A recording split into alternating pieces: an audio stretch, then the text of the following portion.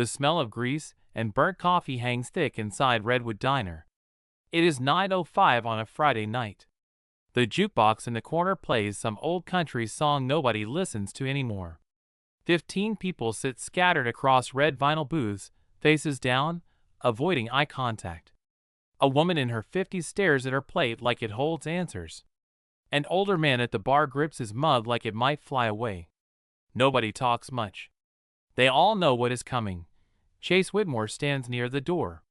19 years old. Ralph Lauren polo, Rolex that costs more than most people here make in 6 months.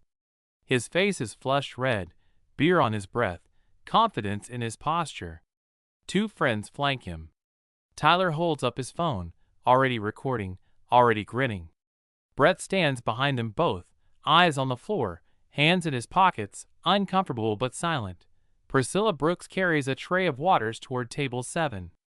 18 years old, hair tied back tight, apron stained with coffee from the lunch rush, uniform a size too big because the diner cannot afford new ones. She moves carefully, deliberately, keeps her back straight, eyes forward. She has learned to be invisible in rooms like this. Chase steps into her path. She stops. The tray trembles just a little. She steadies it, adjusts her grip. He leans in close. Too close. The kind of close that makes everyone else in the room look away, pretend they don't see it happening. His voice drops. Quiet enough that only she can hear, but the microphone on Tyler's phone picks it up anyway. "Let's see who can save you now, waitress." His hand shoots out, grabs her collar, yanks hard. The fabric rips. The sound cuts through the diner like a knife. Sharp. Final. Unmistakable. Priscilla stumbles back 1 step. Her hands fly up. Cover the tear. The tray hits the floor. Water spreads across the tile in a slow, inevitable pool. Glass doesn't break, but the sound echoes anyway. Nobody moves. Nobody speaks. The jukebox keeps playing, indifferent. Chase grins wide. Ugly. Triumphant. Tyler laughs behind his phone, zooming in for a better angle. Brett does not laugh. Brett looks at his shoes. Priscilla's eyes are wet, but no tears fall. Not yet. Her breathing is shallow, fast, but controlled. She looks around the room. 15 faces, all looking down, all silent, all complicit in their silence. She looks back at Chase. Her voice comes out small, shaking, but clear. "You just made a mistake." Chase throws his head back and laughs.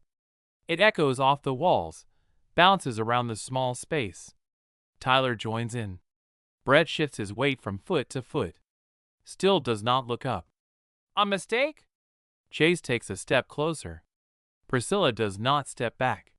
She angles her body, left shoulder forward, right foot slides back half an inch. The movement is tiny, subtle. Most people would not notice. "The only mistake here is you thinking you matter." He pulls out his wallet, flips it open with practiced ease. 5 $20 bills fall to the floor, then 100. The bills flutter down like dead leaves, landing in the water. "Pick it up." His voice is louder now, confident, enjoying himself. "Like your dad used to pick up trash before they locked him away." The diner goes colder, if that is even possible. The air feels heavier. Priscilla's jaw tightens. Her hands stay where they are, covering the rip in her uniform. Her fingers dig into the fabric. "My father didn't steal anything." Chase snorts. "Sure, that's why he's rotting in a cell." Tyler zooms in with his phone. "Yo, this is gold. Waitress gets humbled is going to trend so hard. This is going viral." Behind them, near the back booth in the shadows, a man in a black leather jacket stands slow, deliberate. He does not say anything, does not move toward them, just stands there watching. His face is shadowed under the brim of a worn cap. Logo on his jacket reads Steel Titans MC in faded letters. Nobody in the diner notices him except Priscilla. For half a second, her eyes flick toward him. Then back to Chase. Linda, the diner owner, stands frozen behind the counter. Her hand hovers over her phone. The screen shows 911 typed out but not sent. Her finger trembles over the call button. She does not press it. She knows what happens to people who challenge the Whitmores. Chase steps even closer. His shoes splash in the water on the floor. He is inches from Priscilla now. She can smell the beer, the expensive cologne that costs more than her rent. "You think you're better than me?" His voice drops again. Intimate, threatening, possessive. "You're nothing. A waitress, a charity case. Your dad's a criminal, and you're going to end up just like him." Priscilla's breath catches.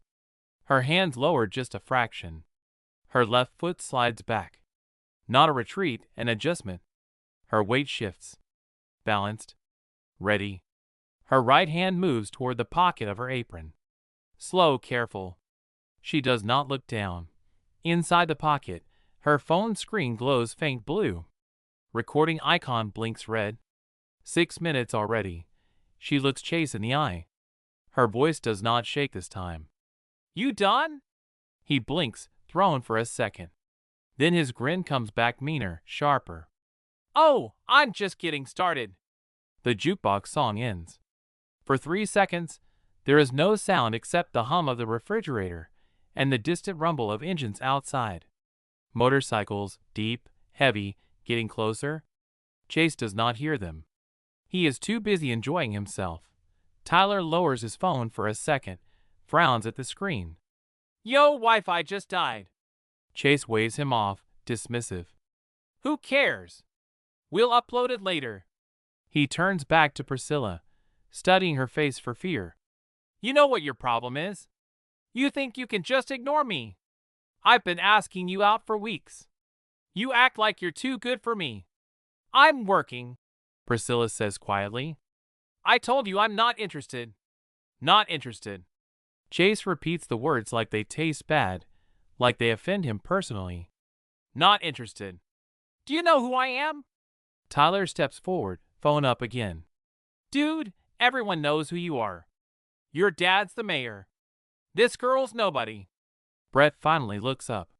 His face is tight, uncomfortable. He opens his mouth, closes it, says nothing. The words die in his throat. Chase reaches into his pocket, pulls out another $100 bill, holds it up between two fingers, waves it in front of Priscilla's face. "This is more than your dad made in a week before he went to prison for being a thief." Priscilla's hands ball into fists. Her nails dig into her palms. She does not move, does not speak. "Nothing to say?" Chase taunts. "Come on, defend him. Tell me he's innocent." She looks at the bill, then at him. Her voice is barely above a whisper. "He is innocent." Chase laughs again, louder this time. "Right. That's why a jury convicted him. That's why he's been locked up for 8 years. He tears the $100 bill in half slowly, deliberately, lets the pieces fall to the wet floor. The man in the black jacket at the back booth tenses. His fists clench. For a moment, it looks like he might step forward, intervene, end this. But he does not. He stays where he is, watching his daughter, waiting. Priscilla bends down slowly, not to pick up the money, but to tie her shoe. Her fingers brush against the power strip under the counter. She nudges the router plug with the side of her hand. It disconnects. Subtle. Quick. Nobody sees. Tyler groans. "Come on. Wi-Fi is completely gone now." Chase shrugs. "Whatever. We'll get it later." Priscilla stands back up. She does not touch the money on the floor, just steps over it carefully, wipes her hands on her apron. The motion is automatic, practiced, like resetting a grip after a grappling drill. Fast, efficient. Chase does not notice, but the man in the black jacket does. His eyes narrow. A faint smile tugs at the corner of his mouth. Chase's phone buzzes. He pulls it out, grins, puts it on speaker. "Hey, Dad." "Yeah, I'm at the diner." Pause. "That waitress I told you about, Priscilla Brooks." Another pause, longer this time. Chase's grin widens. "Oh, really? Her scholarship application went through your office last year? Still under review? Interesting." He hangs up, looks at Priscilla, smiles. Oops. Looks like your college fund just got a lot more complicated. Priscilla's face goes pale. She says nothing. Just pulls a small notepad from her apron pocket. Scribbles something down fast. Her handwriting is messy but clear. Incident number 4. Verbal assault, destruction of property, witnesses present. 15. All intimidated. She slips the notepad back into her pocket, looks up at Chase. He is watching her, curious now. What are you writing? A diary? Dear diary, today a boy was mean to me. Tyler laughs. Brett does not. Chase sweeps his arm across the counter. 3 plates crash to the floor. Ceramic shatters. Food splatters across the tile. Ketchup, fries, broken glass everywhere. Linda gasps. Her hand goes to her mouth. Chase, please, she says. Her voice shakes. I'll call the police if you don't leave. Chase turns to her, smiles, polite, almost friendly. Go ahead, Linda. Call them. Tell them the mayor's son is causing trouble. See how that works out for you. Linda's hand drops. She looks at Priscilla, then at the floor. She does not make the call. Chase steps over the broken plates, closer to Priscilla. His voice drops again. Low, threatening. You think you're smart? Writing things down, recording on your little phone. I'll make sure you never work anywhere in this town again. Priscilla's hand slips back into her apron pocket. Her fingers brush the phone. Still recording. 6 minutes 42 seconds. Brett clears his throat, quiet, hesitant. Chase, man, maybe we should just go. Maybe we should? Chase whips around. His face is red, angry. What? Brett takes a step back. I just think this is getting out of hand. Chase pulls out his phone again, dials, puts it on speaker. Mr. Henderson. Yeah, it's Chase Whitmore. I wanted to give you a heads up. There's been a complaint about Brett's character. Scholarship recipients are supposed to uphold certain standards, right? Pause. No, just wanted to let you know. Thanks. He hangs up, looks at Brett. Still want to defend her? Brett's face goes gray. He steps back, looks at Priscilla, mouths the word sorry. She does not respond. Chase turns back to Priscilla. See, nobody's going to help you. Nobody. The rumble of engines outside is louder now, closer. The man in the black jacket glances toward the door, then back at Priscilla, still waiting. Chase grabs Priscilla's wrist. His grip is tight. Too tight. She does not pull away. Does not flinch. Just stands there looking at him. Let's talk outside, he says. His voice is calm. Too calm. Privately. He pulls. She resists. Plants her feet. But he is stronger, bigger. He drags her 2 steps toward the back door. Linda moves toward them. Tyler steps in front of her. Don't, Tyler says. You'll regret it. Linda stops. Her eyes are wide. Scared, Chase keeps pulling. Priscilla's shoes squeak on the wet tile. He pushes her against the wall near the back exit. His hand presses against her shoulder, holding her in place. You owe me an apology, he says. His face is inches from hers. Say it. Priscilla's breathing is fast now, shallow. Her eyes dart left, right, looking for an exit. There is none. Say it, Chase repeats. Or I'll make sure your dad's parole hearing next month goes very, very badly. Priscilla's eyes go wide. Real fear flashes across her face. For the first time tonight, she looks truly scared. Chase sees it, smiles. Yeah, my dad sits on the parole board advisory committee. One word from him, and your daddy stays locked up for another decade. The man in the black jacket at the back booth stands fully now. His fists are clenched, his jaw tight. He takes 1 step forward, then stops, forces himself to stay still. His eyes are locked on Priscilla, watching, waiting for her to act. Chase grabs Priscilla's collar again. Pulls. The strap of her apron snaps. The apron falls. Her phone tumbles out. hits the floor. The screen cracks. Spiderwebs across the glass. Chase looks down at it, grins. Oops. Guess you lost your little evidence, huh? He bends down, reaches for the phone. Priscilla looks at the broken screen, at Chase's hand moving toward it, at the recording icon still blinking, still running, still uploading to the cloud. Her eyes change. The fear drains away. Something else takes its place. Cold, focused, determined. Chase's fingers touch the phone. Priscilla moves. Her hand shoots out fast, precise. She grabs his wrist with both hands, thumb side up. Just like the diagrams in the letters her father sent from prison, the one she studied late at night when she could not sleep. Chase starts to stand. She twists his wrist hard counterclockwise. He yelps. She steps to the right, uses her body weight, pulls him forward. He loses balance, stumbles, goes down on one knee. The entire diner gasps. Tyler freezes. Phone still up. Not recording, just staring. Brett's mouth falls open. Linda covers her mouth with both hands. The man in the black jacket smiles just a little. Chase looks up at Priscilla, shocked, angry, humiliated. You? Tyler lunges forward. Priscilla releases Chase's wrist, steps back, raises both hands, palms out. Universal stop gesture. Her stance is solid, balanced, non-aggressive, but unmovable. Don't, she says. Her voice is calm, steady, no fear in it. Tyler stops, takes a step back. Chase scrambles to his feet. His face is purple with rage. You just assaulted me, he shouts.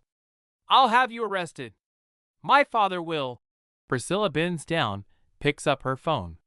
The screen is cracked, but the recording icon is still blinking, still active. She holds it up. Actually, I defended myself and I have proof. Chase laughs bitter. That phone is broken. You have nothing. A voice comes from the back of the diner. Deep, calm, certain. She doesn't need that phone. Everyone turns. The man in the black jacket steps into the light. 40s, graying beard, worn jeans, leather jacket with steel Titans MC across the back. He holds up his own phone. Screen facing out, video playing, clear angle, perfect sound. I recorded everything from here. Chase stares. Who the hell are you? The man does not answer. He looks at Priscilla, only at her. You okay? Priscilla's breath catches. Her eyes widen. She stares at him, really looks at him, at the eyes, the shape of his face, the scar above his left eyebrow. Her voice comes out small, broken. Dad? Silence. 2 seconds that feel like an hour. The man nods once, slow. Yeah, it's me. Priscilla takes one step forward, stops. Her hands shake. She looks like she might collapse. Mark Brooks opens his arms, does not move toward her, just stands there waiting. She takes another step, then another. Then she is running. She crashes into him, arms around his waist, face buried in his chest, sobbing. Mark wraps his arms around her, holds her tight, his eyes close, one hand on the back of her head. You did good, kid, he whispers. You stood up. The diner is completely silent. Even Tyler has lowered his phone. Mark looks over Priscilla's head at Chase. His expression is unreadable.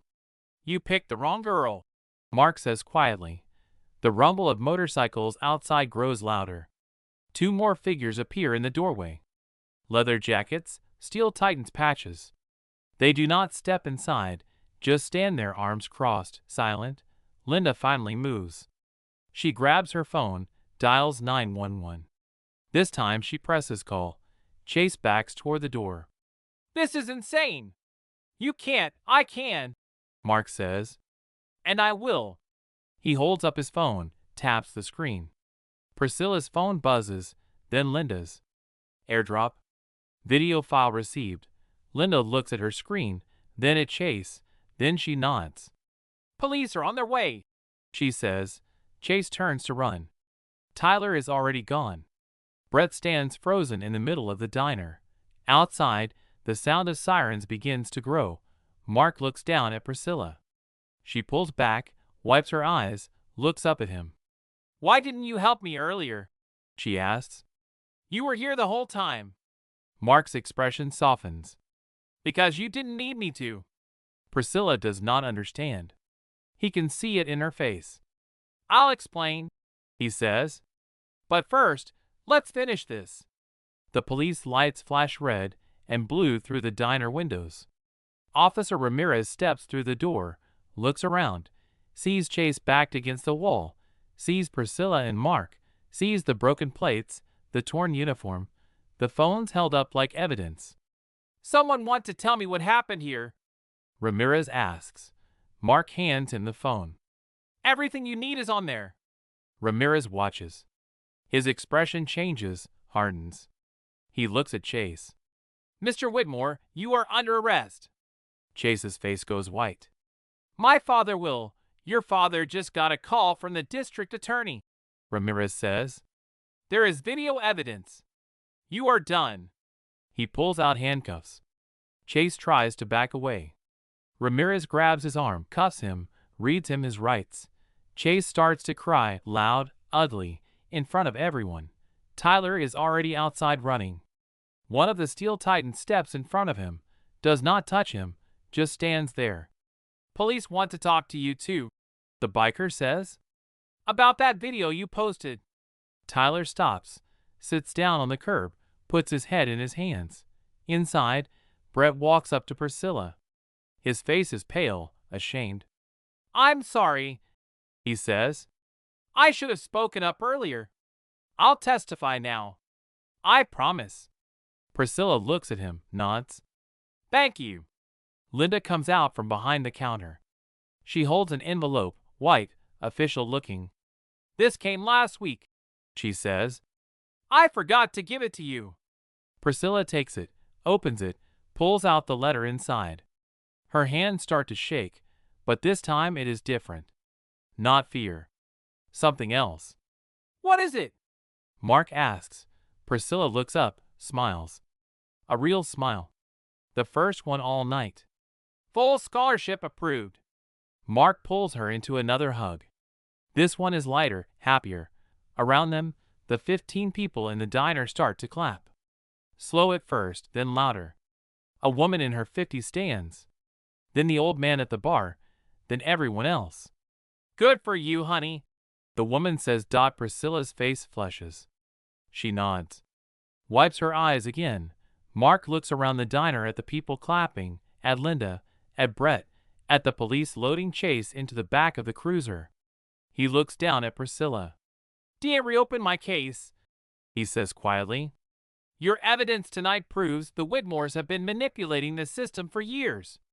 Priscilla's eyes go wide. "Your case? You mean, yeah," Mark says. "I might be exonerated."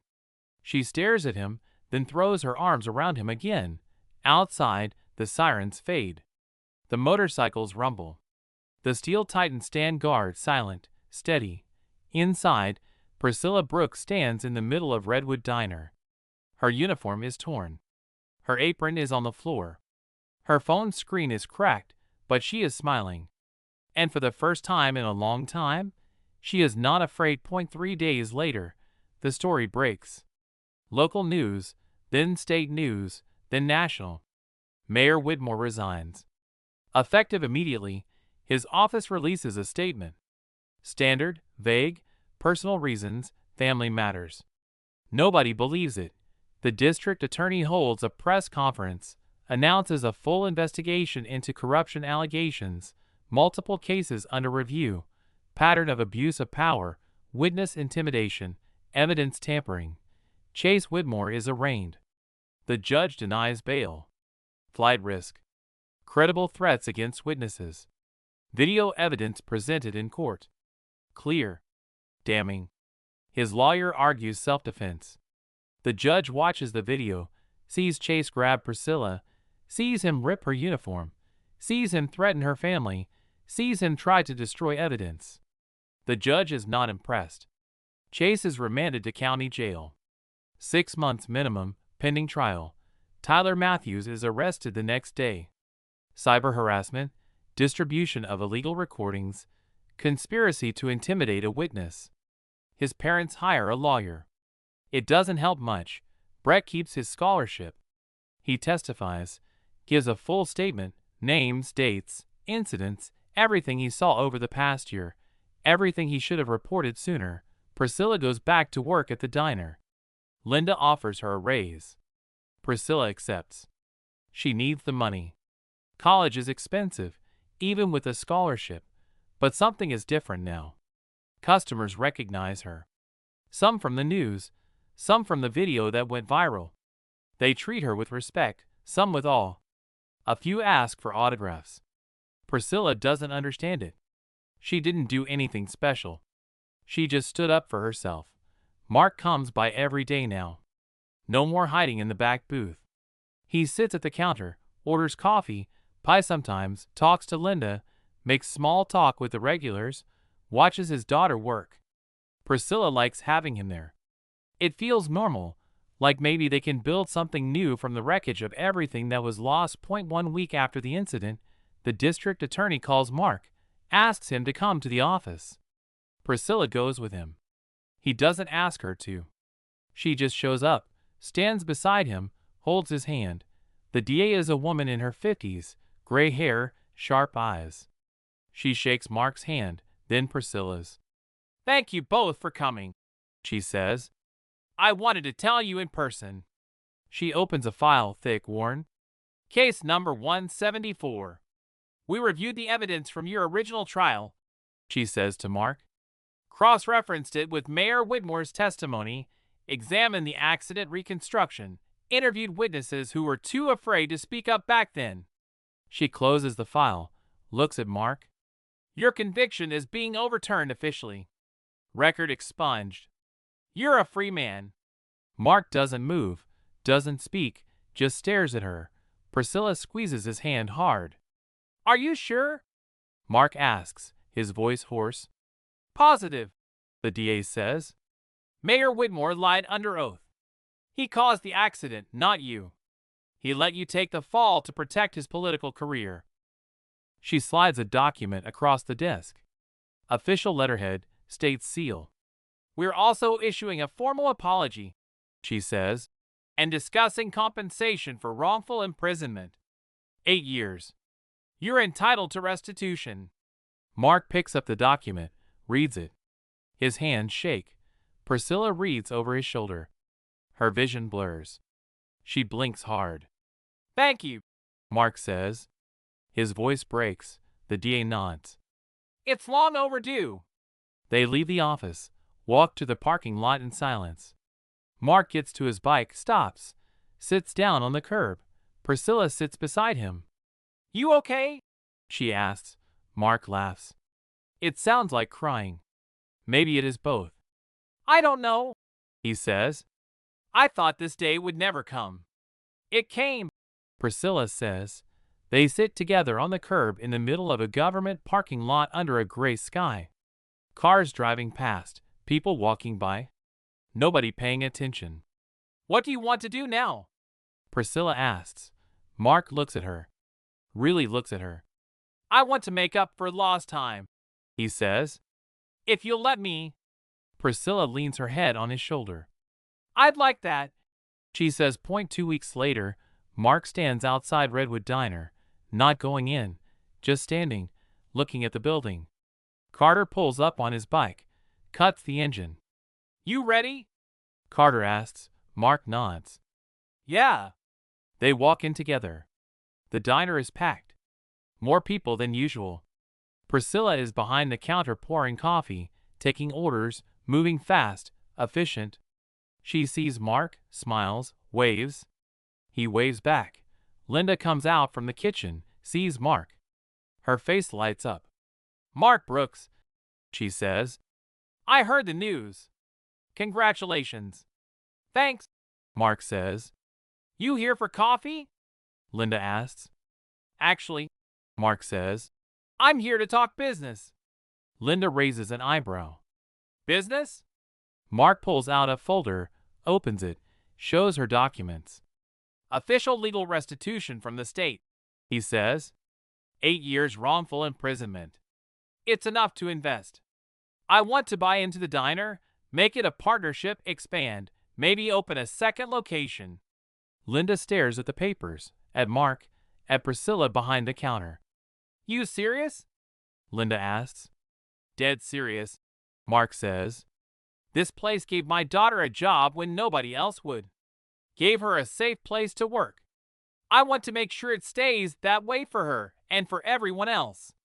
Linda's eyes well up. She nods. Can't speak. Just nods. Priscilla walks over, looks at the papers, at her father, at Linda. What's going on?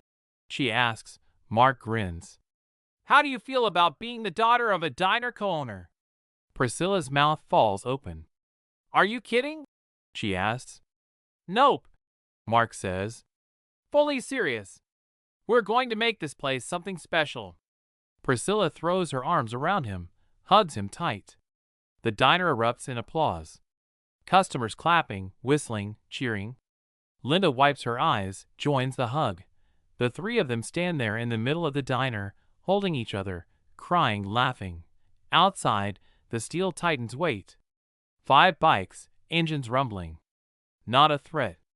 A promise. This place is protected now. 1 month later, the first day of the new semester, Priscilla walks onto campus. Her scholarship is official, dorm room assigned, class schedule printed, backpack full of new textbooks. She stops at the entrance, looks at the buildings, the students walking past, the future stretching out in front of her. Her phone buzzes. A text from Mark. Good luck today. I'm proud of you. See you this weekend. She smiles. Types back. Thanks, Dad. Love you. She puts her phone away, takes a deep breath, walks forward. Back at Redwood Diner, Mark stands behind the counter, apron on, coffee pot in hand. He pours a cup for an older gentleman at the counter. Anything else? Mark asks. The man shakes his head. Just the coffee. Thanks. Mark nods, moves down the counter, refills cups, takes orders, works. Linda walks out from the kitchen, smiles at him. You're getting good at this, she says. Learning, Mark says. The door opens. A man walks in. Suit, tie, briefcase. He looks around, spots Mark, walks over. Mr. Brooks? The man asks. Mark tenses, sets down the coffee pot. Yeah, he says. The man extends his hand. Name's Anderson. I'm with the State Ethics Committee. I wanted to thank you personally. Your daughter's case helped us open investigations into 14 other incidents. We've already found evidence of systemic corruption across 3 departments. Mark shakes his hand slowly. That's good, Mark says. Real good. Anderson nods. We'll be in touch. Your testimony will be crucial in the upcoming hearings. Mayor Whitmore's entire administration is under scrutiny now. He hands Mark a business card. Call me if you need anything, Anderson says. Protection, legal support, anything. Mark takes the card. Thanks. Anderson leaves. The door swings shut. Mark looks at the card, then at Linda. It's not over, he says quietly. No, Linda agrees. But you're winning. Mark nods, picks up the coffee pot, gets back to work. That night, Mark sits at the kitchen table in his small apartment, the one he rented after getting out of prison. 1 bedroom, barely furnished, but it's his dot on the table. In front of him sits an envelope, white, no return address, hand-delivered, left on his doorstep. He opens it, pulls out a single piece of paper, typed and signed. You took everything from my family. This isn't over. Watch your back. Mark reads it twice, sets it down, picks up his phone, dials Carter. Yeah, it's Mark. I need to talk to you. Can you come by? Pause. Yeah, tonight. Thanks. He hangs up, stares at the letter. 20 minutes later, Carter arrives, reads the letter, his jaw tightens. Whitmore? Carter asks. Probably, Mark says. Or someone close to him. Carter folds the letter, puts it in his pocket. I'll handle it, he says. No, Mark says. We do this the right way. I'm taking it to the police, filing a report, getting it on record. Carter looks at him. You sure? Positive, Mark says. I didn't spend 8 years in prison just to throw it away now. We do this legal, by the book. Carter nods, reluctant, but he respects it. All right, Carter says. But we're keeping eyes on you and Priscilla, just in case. Appreciate it, Mark says. Carter leaves. Mark sits alone in the apartment, looking at the space where the letter was. He picks up his phone, opens his messages, scrolls to Priscilla's name, types, "Everything okay at school?" 3 dots appear, then her response. Yeah, great. Actually made some friends. Classes are good. Miss you. Mark smiles. Miss you too. Stay safe. Love you. Love you too, Dad. He sets down the phone, leans back, closes his eyes. The road ahead is long, uncertain, dangerous maybe. But for the first time in 8 years, he has something worth fighting for. His daughter, his freedom, his life, and nobody is taking that away again. Outside, a motorcycle engine starts, then another. The Steel Titans take up positions around the building, silent, steady, watching. Inside, Mark Brooks sits in his kitchen. Free man, father, fighter, ready for whatever comes next.